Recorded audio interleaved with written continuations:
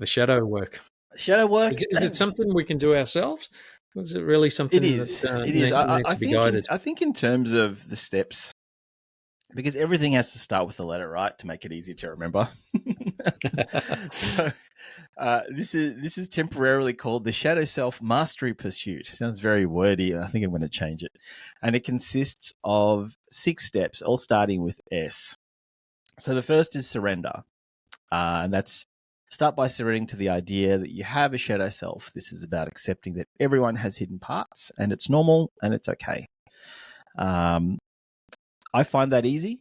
I find that others might not find it easy because they might just say, "No, that's not me." It's like, no, it's you. Like, that's just how it is. So surrender is the most important, and it's one of those things that if you do it once, it might be okay. It might set you up for the rest of it. But as long as you can accept you are who you are and you're just playing the hand that you're dealt, that's fine. That's the first step. The second step, which is difficult, is to spot. So spot your shadows by noticing the patterns, reactions, or triggers that reveal those hidden parts of yourself. Now, it's always going to be, not always, but in most cases, it's always going to be an after the fact spot.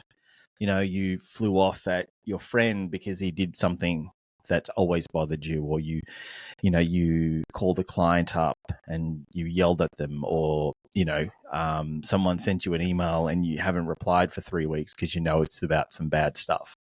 It's about spotting those shadow behaviors, and that's difficult. That's going to take time. I think, like I said before, out of every 10, it could even be more, out of 10, 20 times you've automatically reacted to something, you might catch it once and go, oh yeah, I shouldn't have yelled at that person, or I should have done this instead.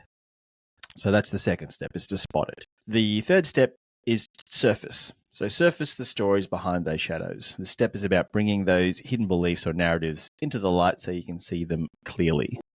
So 1, accept the fact that we've all got them. We've all got a shadow self.